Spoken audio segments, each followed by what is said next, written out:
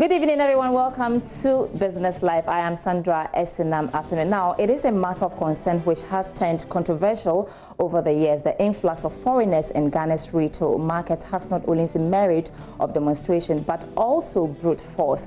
Government has finally intervened with a nationwide closure of shops belonging to undocumented migrants. On the edge of this issue lies a historic chance for Ghana to host the secretariat of the world's largest single market, the Africa Continental Free Trade Agreement area. In this edition of Business Life, Charles Aite sits with a man on the forefront of a battle against foreign retailers. Dr. Joseph Obeng. He talks not just about the threat of foreigners in the retail market, but also the fear amid the AFCFTA.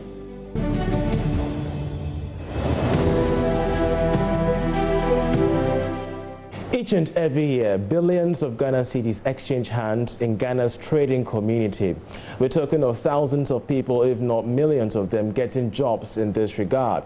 But despite this happy ending, relies a situation that has dragged for the past 25 years. We're talking of the retail feud in our centers between foreigners and locals. We have seen pictures of what happened in the past few weeks, especially when Ghana and the rest of Africa is preparing for the Continental Free Trade Agreement area. What are the stakes at hand, and how best can we deal with this situation? Helping us understand the issues better is the president of the Ghana Union of Traders Association, Dr. Joseph Obeng. Many thanks for joining us on the program, Doc. First of all, where did we get it all wrong? Yeah, thank you very much. We noticed the influx of foreigners in our market so many years back, like you said, over 25 years ago. At that time, we did not even know that there's a law that protects us. So during the course of our agitation, our mind was drawn to the GIPC Act. And we saw that the framers of the Act foresaw that there was going to be a time that the Ghanaian community, the indigents, are going to demand that. And so it is very important for us all to know the importance of this law, especially when this law was revised in 2013. Means that it was revised and it was enhanced on. It means that the framers and our leaders foresee some importance in this law. So why not enforcing such a law? You talk of the GIPC law, but most of the foreigners still talk about the ECOWAS Treaty, which according to them gives them permits to operate within Ghana's retail space. Where do we find the balance here? Who is right, who is wrong? Yeah, thank you very much. I'm happy for this question because our brothers from Nigeria have gone to the ECOWAS court during the previous administration, and they lost on this case because the ruling was that Ghana has every right to enforce on its sovereign laws, especially when it is not in any contradiction to the ECOWAS protocol. The underlying factor of this protocol is that we should a free movement of goods and services, and that we should do business without any hindrances, without any costs and delays and all that. That we should trade in the goods and services that are produced within the confines of the community. That's the underlying principle. If you recall, Nigeria closed its borders just recently. All West African countries were not happy about this, and they went to the ECOWAS Parliament. And they won. And Nigeria used the abuse of the rules of origin as their case, and they won. Because they said that member states are not bringing the goods that are produced. Even in some cases, goods that are produced in those countries, they are even saying that the materials used in those items are not above 50% or But of course, the first Deputy Speaker of the ECOWAS Parliament, Ahmed Weze, in his submission stated quite clearly that the closure of the Nigerian border was based on the dumping, the activity of dumping along that particular border, hence the decision to close it down. But in this case, we're talking about Nigerians participating within the trading environment of Ghana. These are two different things. No, they are not two different things. It's about the ECOWAS Treaty, the do's and don'ts. And so we are talking about what we did not do right for them to close their border. It's as simple as that. So what the protocol entails is what we all have to respect. And in this regard, I'm even surprised that ECOWAS Commission have not even educated the member states' citizens on some of these issues, because one cannot import. Let me tell you, why did they close their border? Because they say that it's affecting their local productivity. Because ECOWAS protocol forbids dumping in any of the member states. And so member states cast their investment laws and drive their investment to the preferred destinations, but not to areas where people would dump goods from Asia or Europe or elsewhere. And that's the essence. So the Continental, the ECOWAS Treaty itself draws on the goods that are produced in this country so that it will enhance on the productivity of the sub-regional grouping. And so if you go outside this peripheral and then wanting to do import from outside the confines of the ECOWAS community, then the local laws are telling you that do this and that, for which these people are refusing to oblige. Over the past 25 years, we have seen so much wranglings between yourself, locals, and that of the foreigners. Closure of shops has been the norm. We got in touch with the Trade Minister, Alan Tremantin, and together with the GIPC Chief Executive, Yofi Grant, and one message, goes through their submissions. We must deal with this with diplomacy, they claim. It suggests that the closure of shops, the entire demonstrations and things are not diplomatic enough to deal with the matter. What is the essence of democracy? We are being civil on our demand. We haven't killed or maimed anybody. We haven't burnt anybody's shops. Elsewhere, other countries have been doing that as their demand. We do not do that. We have never done that before. There's no evidence to suggest that. We have been civil on our demand, and we have been consistent. It is only about the last few months that we have reached our tolerance levels to the extent that we did a semblance of the breach of the law.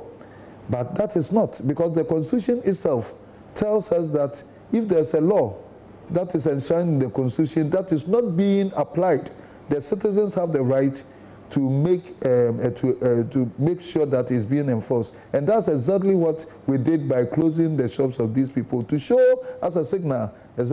Now it has come to the realization by the state that they have to enforce the law because of some of these actions. But speaking of the actions, we've also had people raise concerns about the security implications it could have moving forward. You're having cases where there could possibly be an insurgent and a reprisal attacks as well. Do you factor all these things in before you take your actions? Reprisal attacks on what? We haven't made any uncivilized attack on anybody, and no country will use even that method.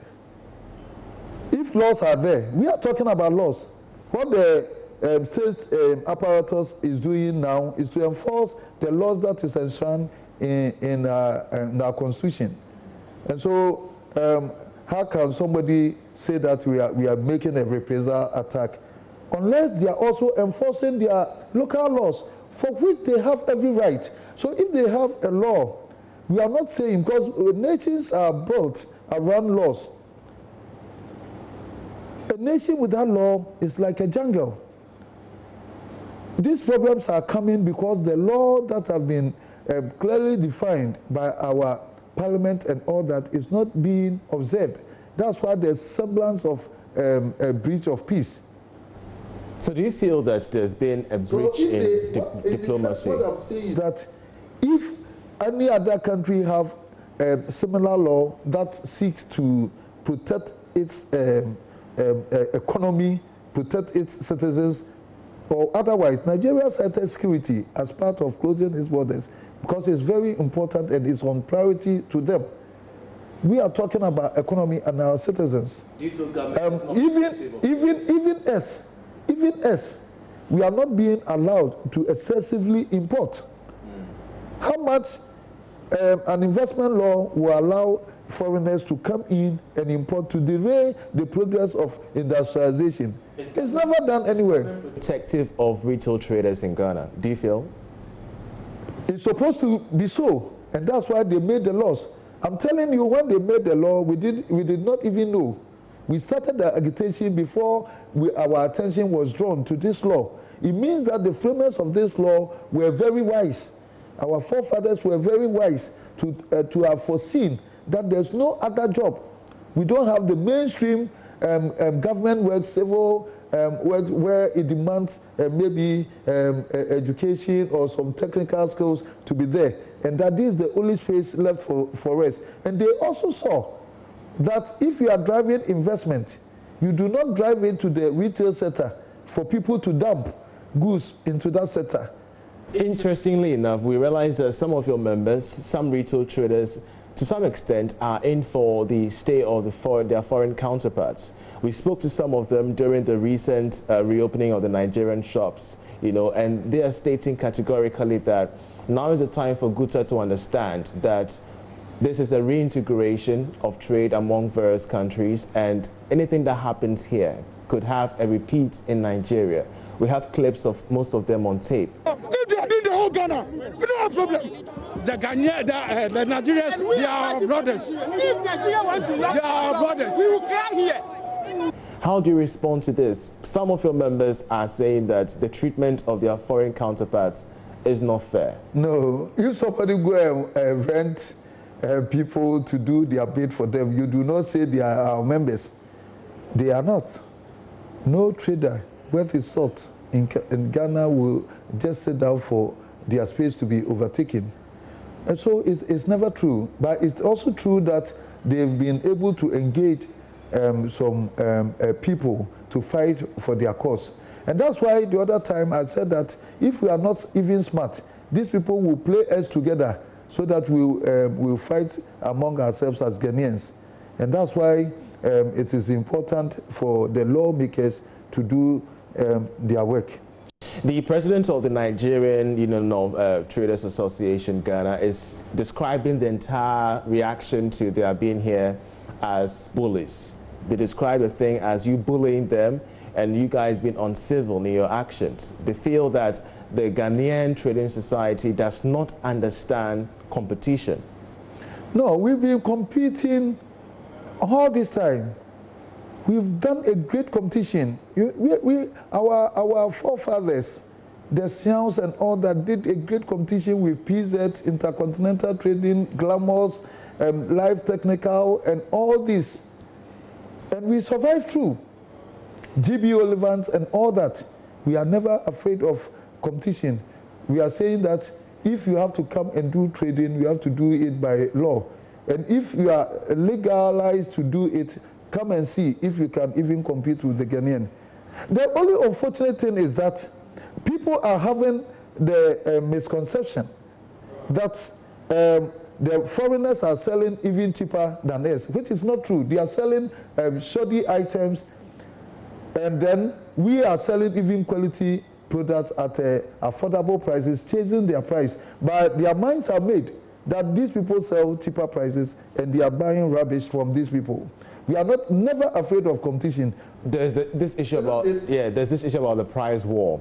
They feel that Ghanaian traders do not understand business. Most Ghanaian businesses, for being Ghanaians and for the love of their country, have never wanted to come down and compromise with quality.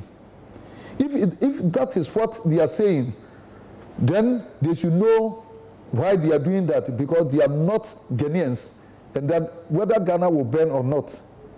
I've told you, there are so many more practices going on. A product that is the same in weight, in color, in design, and everything might have different pricing when you travel to buy from China.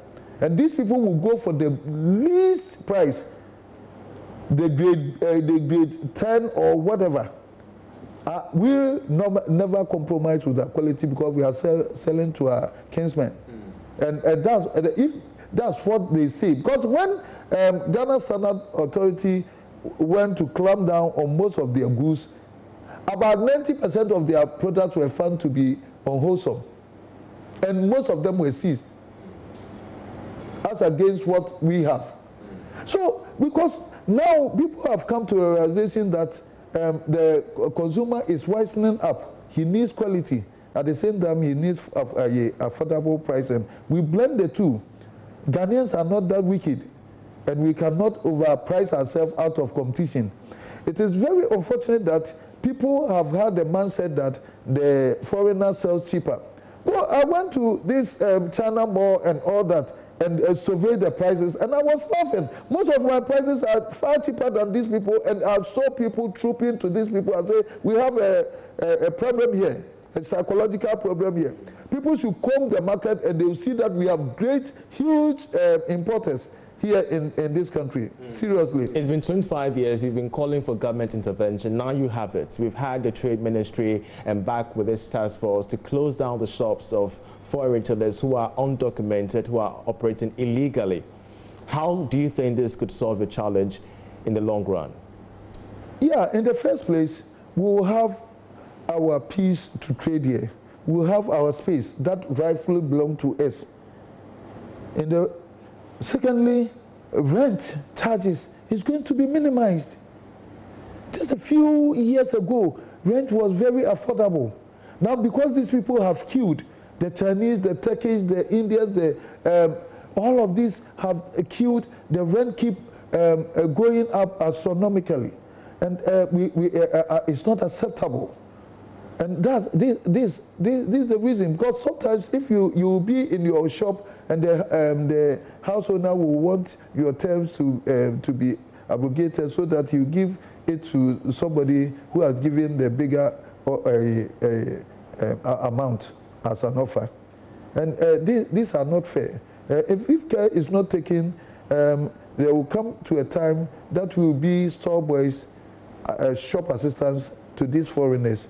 And how would the image of the indigent be? We'll be slaves in our country. So you are confident this could end the entire retail field? Yeah, once that the realization have come that we have to enforce our laws. We are not doing anything untoward, anything uncivil, other than enforcing our laws. If we are able to do it, we are not telling the foreigners to go. In the case of West African citizens, we are telling you patronize the goods that are made in your country and nobody. Let me tell you, Evachin is made in Cote d'Ivoire. So if somebody from Cote d'Ivoire come here and he has opened a depot or a retail shop selling Evachin, nobody will go and climb on him because it falls within this. And if somebody is selling Dangote cement in a rented shop around and all that, because it is made in Nigeria, the person overqualifies to do that. And that's the essence. And this is how the education should be.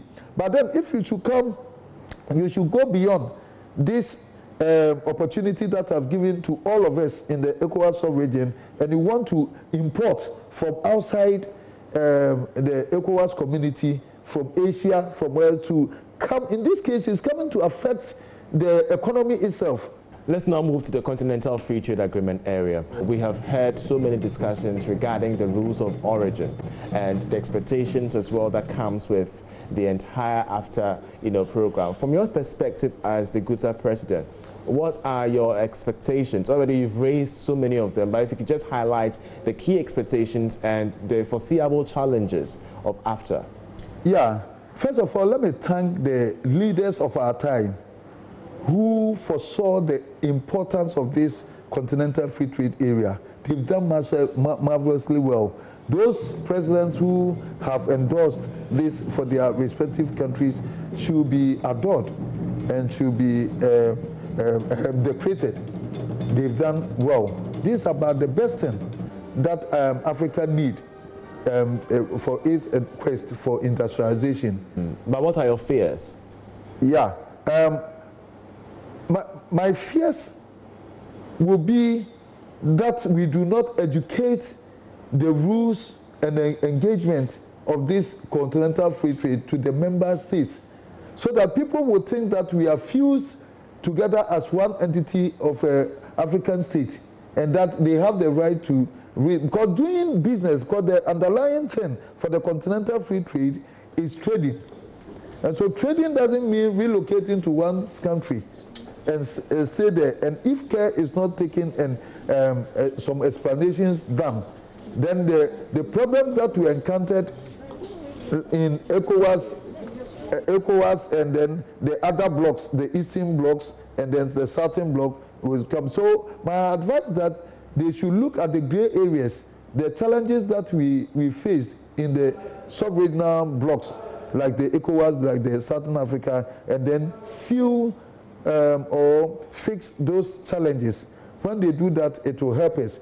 But then also, we should know what we are doing, and that what we are doing should be comprehensive. It should be it should involve other things other than the trading.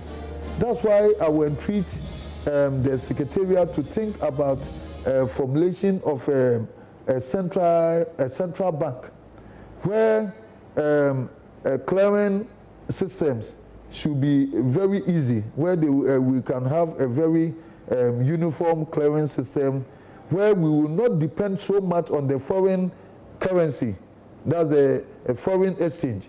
Otherwise, it will take a lot, because we'll be thinking only about the duty that we are not paying, the tariffs that we are not paying. But then if we over-depend on the foreign currency for it to show up and all that, it will take all the gains of the tariffs that we are getting. We do know that the potential for the AfTA is huge. Talking of over $3 trillion in annual GDP. But speaking of gray areas, one of the key concerns has to do with the rules of origin. As it stands now, African countries have not come together to agree on specific rules of origin. We've had specific trade experts say that without the country of origin, there is no single market. As it stands now, once again, we are relying on the World Trade Organization's protocols as rules of origin. There isn't any specific spelled out rule when it comes to the rules of origin. How concerned is it for you as a Ghanaian trading community? Because this has been an issue on your table for over 25 years now. That's the brain. And that's why I've always been throwing the caution out there that some of these things should be made clear, and people should be educated, the people of the continent should be educated on. Otherwise, the whole thing will be a non-starter. The arguments that we've done, they know what pertains in other African countries, and they know that we have the right as Ghanaians to also survive in our small space. What message finally do you have to traders elsewhere in Nigeria and South Africa who are operating illegally, just as foreign nationals are doing here in Ghana? Yeah, it's very important that we oblige by laws so that we have our peace. It's very essential that wherever you find yourself, you try to seek what prevails in that country and what are the do's and the don'ts. That's what every foreigner, because normally foreigner, you are not like you are in your country. And that only, the thing that only safeguard your interest is for you to having the necessary documentation and all that. And so everybody should do that so that it will not create any problem for any country to be looked like they are being against foreigners and all that. Because we are not staying in the jungles. Nations, laws are made to ensure orderliness in every country. So any country that do not go with laws and that do not abide by rules of engagement of that country is like a jungle. And that's why if somebody said they will retaliate, they should retaliate in enforcing their laws. That's the only civil means. You cannot just open your mouth, say, I will retaliate, go and kill some people and all that for no apparent reason. So when Nigeria, for instance, when Nigeria found some 4 Ghanaians having infractions on their local laws, they repatriated them barely 8 months ago. And what did they say? They say, we have repatriated these people from our country because they are having infractions on our local laws, and somebody go and beat them. Nobody will beat them because they are doing the right thing. They should do their right thing. They should enforce their laws. And the Ghanaians there should make sure that they do the right thing in order not to provoke the anger of the citizens there. Dr. Joseph Obeng, we are so grateful for your time. Thank you very much. That's it by way of our interaction with the president of the Ghana Union of Traders Association, Dr. Joseph Obeng. From me and the rest of the team, many thanks for watching.